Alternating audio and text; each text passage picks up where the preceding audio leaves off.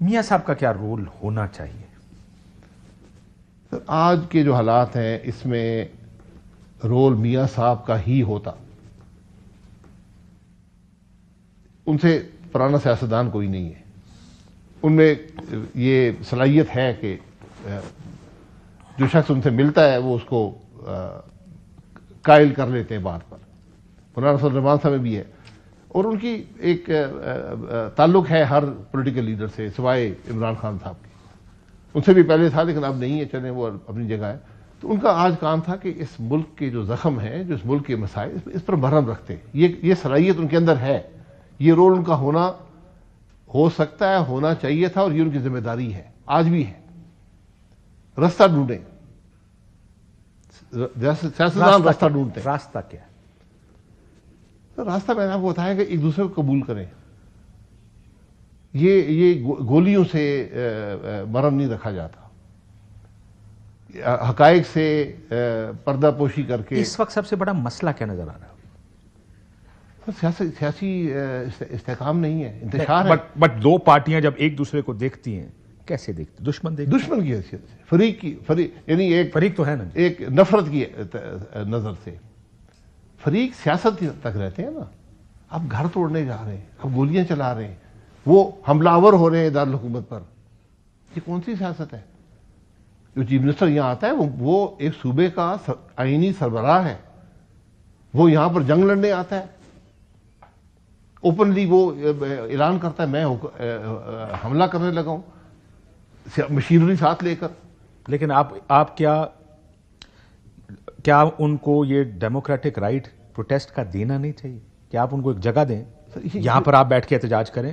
وہ اپنے قافلے لے کر آنا چاہتے ہیں وداؤٹ گورنمنٹ مشینری. بالکل، کیونکہ ان کو مشینری اس لیے لانی پڑتی ہے. آپ کہتے ہیں آپ ڈی پی او سے پریس کانفرنسیں کرواتے ہیں، میڈیا سوشل میڈیا پہ انٹرویوز دلواتے ہیں. ان کو آنے تو دیں، ہم دیکھ لیں گے. جب یہ کریں گے تو اگلے بھی کہتے ہیں کہ دونوں طرف ناکامی ہے نا. طریقہ یہ تھا کہ وہ یہاں انہوں نے دیا ہی نہیں دیا، ایک درخواست دیتے کہ ہم نے یہاں پر احتجاج کرنا ہے.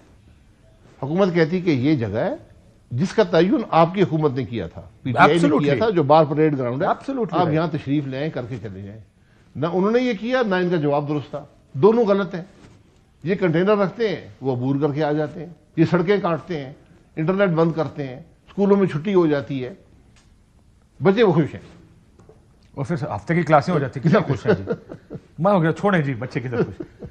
اگر آج آپ مسلم لیگ نون یا میاں صاحب سے ملاقات کریں، لیٹس سے، دیکھیں پارٹی، ہر سیاستدان کا، خصوصاً people in your position have a role.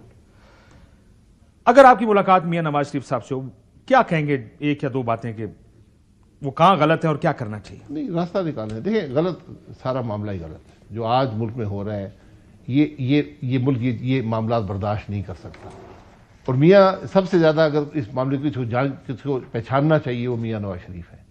40 سال سے ملک کی سیاست میں کسی کو پاکستان میں اتنا عرصہ نہیں ملا. 40 سال اگر آج بھی وہ حل نہیں نکال سکیں گے تو پھر کل ہم کس پہ کون نکالے گا؟ اس سے پہلے کہ میں آپ سے کہوں کہ عمران خان صاحب سے اگر آپ ملیں تو کیا ان کو کیا سمجھائیں گے؟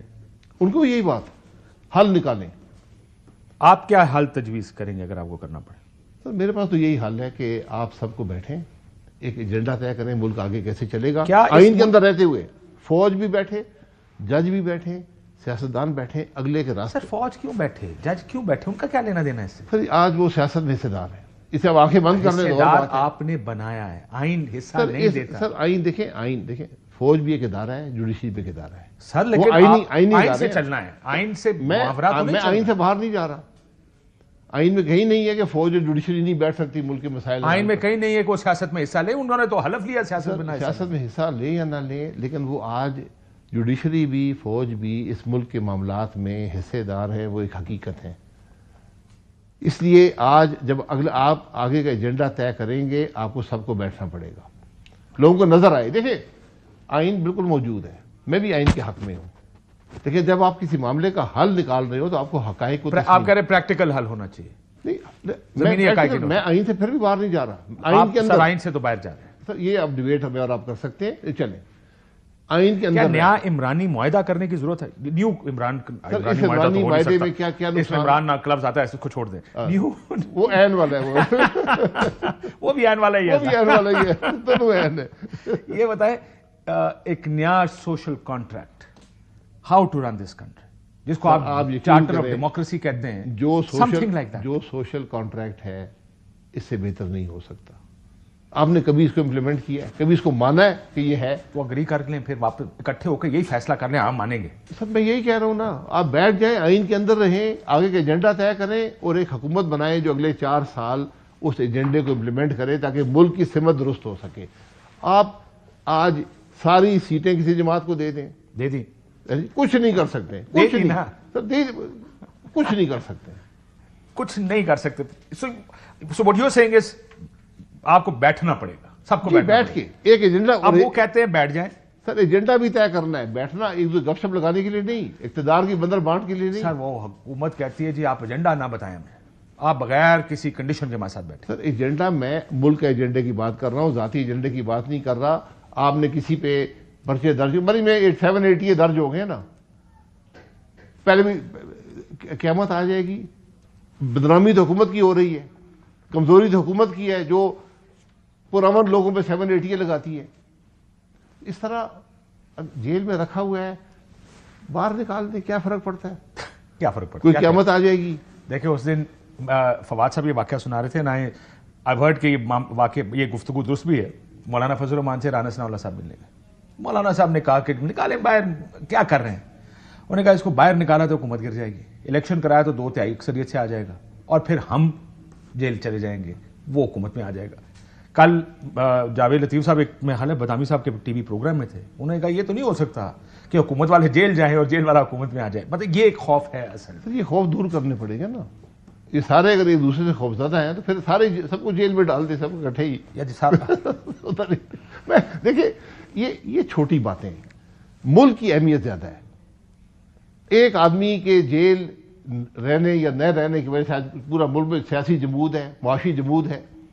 آپ کو حقائق کو تسلیم کر لیں نا. دیکھیں آپ اگر اچھی قسمت ہوتی تو شاید وہ غیر مقبول ہو جاتا تو irrelevant ہوتی بات. یہ بحث اس لیے ریلیونٹ سب سے زیادہ because he is popular also. Sir کون سا سیاسی لیڈر ہے جو جیل میں جا کے غیر مقبول ہو گیا؟ یہ بات ٹھیک. پر یہ مجھے ایک بات بتائیے شاہد صاحب، آپ بار بار جو یہ ذکر کر رہے ہیں اسلام آباد آنے کا، 2014 میں بھی ایک دھرنا ہوا تھا، آپ لوگ سارے حکومت میں تھے اس وقت. اور یہاں سے ڈی چوک چھوڑے ریڈ زون جانے کی اجازت تقریباً دے دی. ریڈ زون میں آ گئے تھے نا، یہ تو اب دروازے شروازے لگے ہیں. ڈی چوک سارے جو منسٹری کے دفتر تھے ان کے قبضے میں تھے، باہر ان کا چیک پوسٹ تھی مظاہرین کی، ہر اندر جانے والے منسٹریز کی طرف. آپ لوگ پیچھے سے میں خیال جی ہم جنگل میں سے گزر کے آتے تھے. اس مرتبہ کیا ہوا کہ انہوں نے کہا نہیں کرنے دیں گے؟ جی میری سمجھ سے باہر ہے.